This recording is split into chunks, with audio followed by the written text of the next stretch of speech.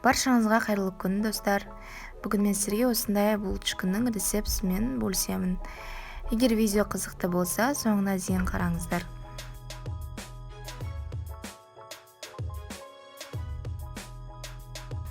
Ең бірінші ыдысымызға жылы сүт құямыз.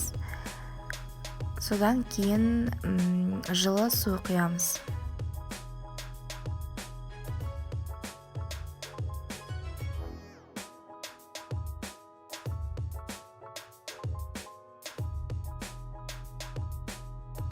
Салып болған соң венчиктің көмегімен араластырып шығамын.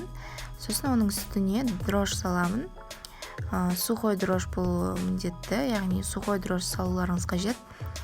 Осылай салып, тағы да венчиктің көмегімен араластырамын.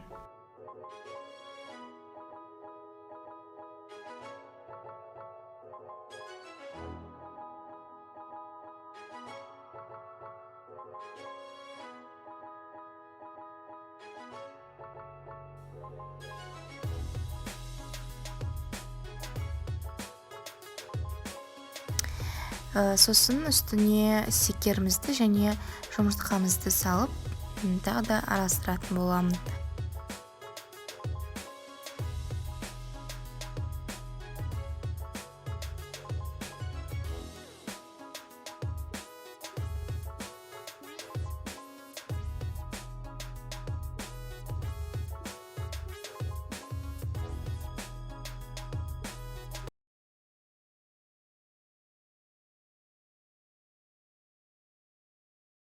Ең соңынан ерітілген сливочный маслоны қосамын.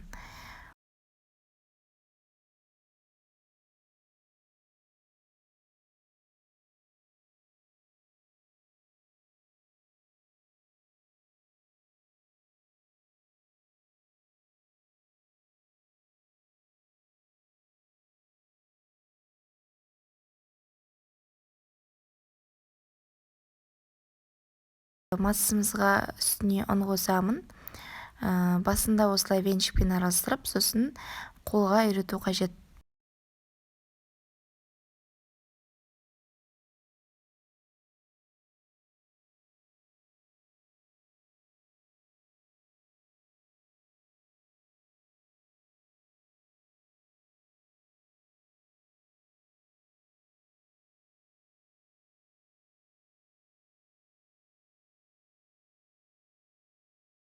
Қолымызға жабысып жатса, қайтадан үстіне салуға болады.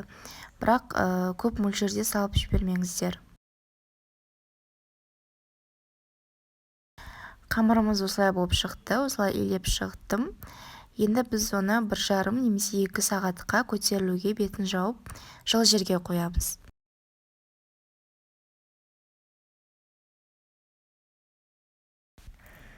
Қамырымыз міне осылай көтеріліп шықты.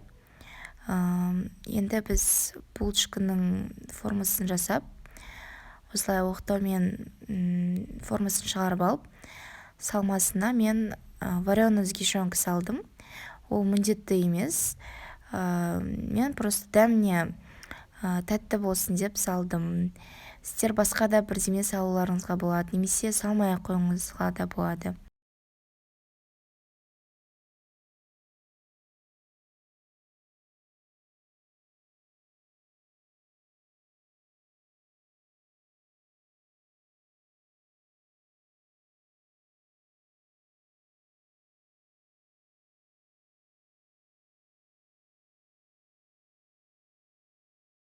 Барлығын жасап шыққан соң тапамызды майлап, булочкамызды 180 градусқа жарты сағат.